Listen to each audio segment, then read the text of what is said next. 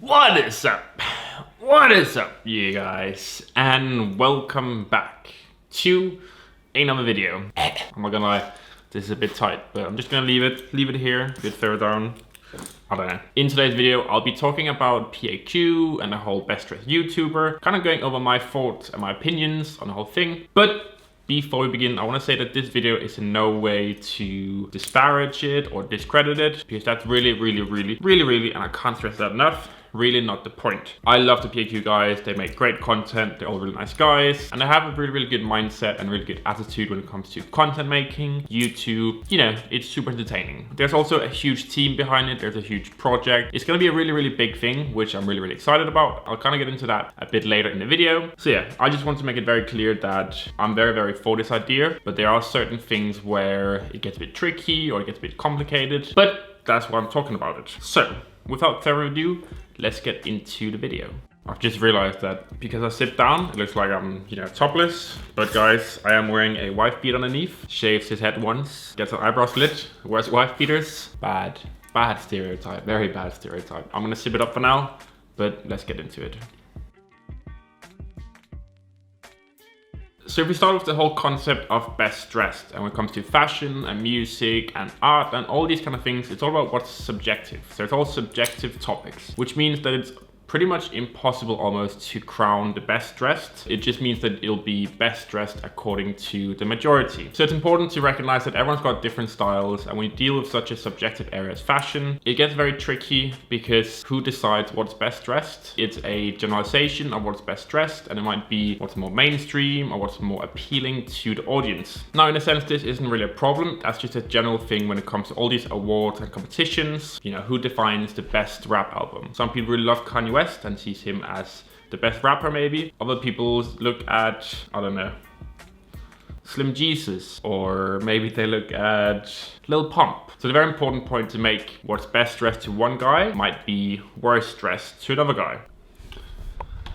Now, something I've got to say is that some people don't really care about being the best dressed. In my example, of course, it'd be cool to win a competition, but I don't really care if I'm best dressed or not. I mainly care about wearing what I think reflects myself, what I feel comfortable in. In that sense, I don't necessarily think it's that useful or that necessary to have a label. Having said that, let's get back to business. So in essence, is it essence? So, in conclusion, that kind of means that in the whole voting phase, it'll be best dressed according to the audience, whereas when it then gets to the finale part, it'll be best dressed according to the judges. So you can't really back it up instead of numbers. It's not like you going, oh, who's got the biggest merch sales, who's got the most views, who's got more this or more that, because everyone's really different, everyone's got different styles. So because you don't really have any statistics to really define anything, it's all coming down to the audience opinion on who they essentially think is the best dressed or who they like the most, a thing of favoritism and popularity in a sense. Although you'll find the best dressed according to the audience, you won't necessarily find the best dressed because it's pretty much impossible to find. But I do think it's really cool that everyone's got different styles, different things they like, just different attitudes to the whole thing. Having said that, I do want to get on to why I think it's really cool and why it's a really good event slash competition. So this is arguably the biggest thing to happen on YouTube in terms of streetwear and fashion. I don't necessarily know if there's any bigger things or bigger events, and this is kind of a way to encapsulate or include the whole streetwear and fashion community. Now, of course, there are downsides to that. One of the biggest ones is that there's only 15 nominees, so what about the rest of them? But if we kind of focus on why it's really good, it's really good because it highlights every single creator. It highlights the smaller creators from 5,000 to 100,000, but it still highlights the bigger ones, 500,000 to a million plus, essentially. So it's a really good way for people to not only see the new creators, the different styles, their personalities, it's also a good way to highlight them and build their followings, explore new people. So when I first got told about this competition, I didn't really know every single one who were nominated. I knew a lot of them, but there were some of the smaller ones I hadn't seen before now. But now, having seen their style and their videos, I can happily say that I've found new, smaller creators which I really support. And I hope it's the same with a lot of you guys, where maybe you've gone through the list, you found some new creators, you found new styles. So in that sense, it's super good to highlight every single one in the competition. So it's good for the small guys as well as the bigger guys. I also think it's really cool how they've done a lot of character building. So what PAQ and how how somebody could have done is just told people, yo, Magnus, we think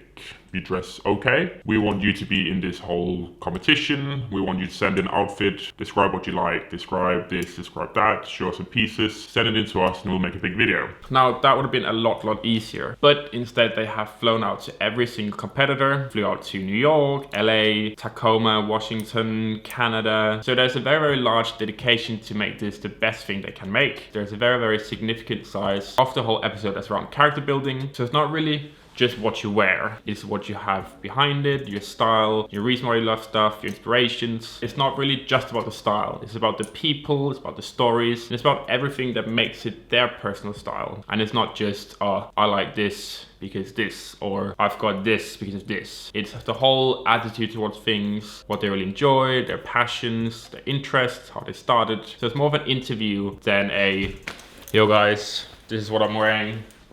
Yeah, I'm wearing jeans today, which I think is really cool. There's been such a level of detail to it and such a dedication almost from the PAQ team to make it such a great thing. Now, I might just be spewing a lot of doo-doo right now, but I think for PAQ, it's almost as much about this pre-stage where you showcase everyone as it is about the final and actually crowning someone. I'm quite sure that PAQ knows that they're dealing with a very subjective topic. So I think for them, it's more about collaborating with all these people, showcasing different styles, different creators. And I think they see it as important to highlight people as it is to crown a winner, essentially. So in competitions like this, where you are dealing with content creators and people with their own personal style, their own platform, it's very easy to just go for favoritism and be like, oh, well, I watched this guy, I kind of like the style, I'm just gonna vote for him. So I think it'd be cooler to, instead of going in with the idea or the whole vision or the expectation that, oh, I'm gonna vote for this guy because he's my favorite, you should instead go in open-minded and vote for whoever you feel like is the best dressed, or the guy you resonate the most with, or maybe something completely different. Maybe it's the whole new style you've never seen before that you want to support. Next to that, I think it's very important not to be spiteful or be salty. So if your favorite content creator or the guy you voted for didn't win, don't leave comments saying, oh, he should have won, or oh, his style is shit, because one man's trash is another one's Yeezys. I just fucking ruined my whole point with that. Everyone likes different stuff, and I think that's the whole key thing. So although you might not necessarily agree with whoever won or whoever went forward, you still can't take it away that other people might think that, or that other people have different opinions. Now, I know I talk a lot of doo-doo online sometimes, but at the end of the day, I still respect people's choices and what they do. And I think that's very important when it comes to fashion and anything that's subjective.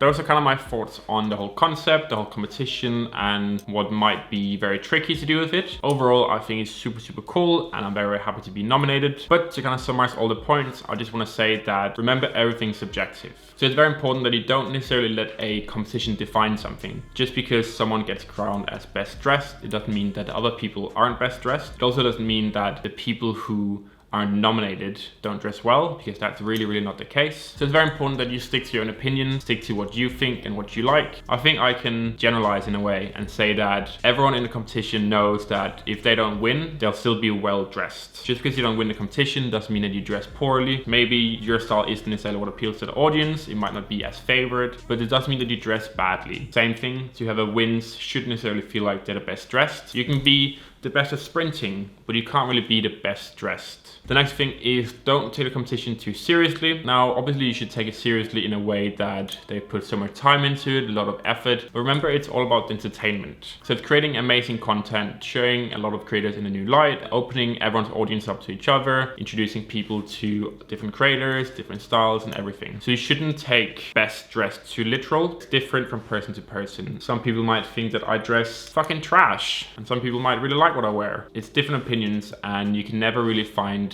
a general consensus or a general opinion to generalize for the whole public. Now, the last thing is that this competition is a very great way to showcase different styles, different creators and what they do. So although you might not agree with whoever wins and is the best dressed, you should still be able to acknowledge different ways of expressing yourself and acknowledge people have different styles and that people like different things. Fashion is a great way to express yourself, and everyone does it differently. So you can't really measure how well people express yourself. Express yourself, express themselves.